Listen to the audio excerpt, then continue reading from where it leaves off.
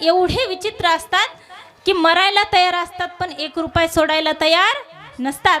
एका गावामध्ये एक श्रीमंत पाटील होता.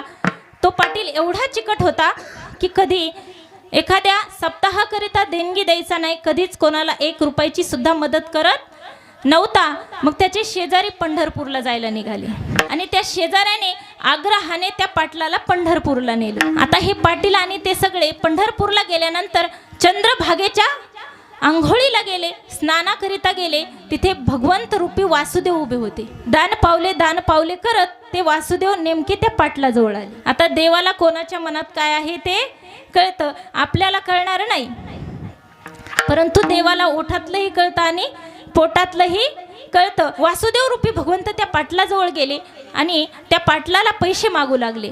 त्यावेळेस तो पाटील म्हणला, मी इथं आंघोळी करता आलेला आहे, माझ्याकडे 1 रुपया सुद्धा नाही. तुम्ही काय करा, माझ्या रूमवर या, खोलीवर या, म्हणजे मी तुम्हाला पैसे देईल. आता या पाटलाला माहिती होतं आपल्याला सकाळीच निघून जायचंय. या वासुदेवाला काय आपली खोली माहिती असणार आहे, परंतु तो भगवंत होता. मग तो पाटील गावाकडे जायला निघाला. तेवढ्यात हा वासुदेव तिथे गेला आणि त्या पाटलाला पैसे मागू लागला. तो पाटील म्हणला, वासुदेवा, मी काय केलं होतं, गावाकडून थोडेच पैसे आणले होते, परंतु ते सगळे पैसे खर्च झाले. आता तू काय कर, माझ्या गावी ये. आता त्या देवाला कोणाचं गाव सांगायची गरज आहे का, कोणाचं घर सांगायची गरज आहे का?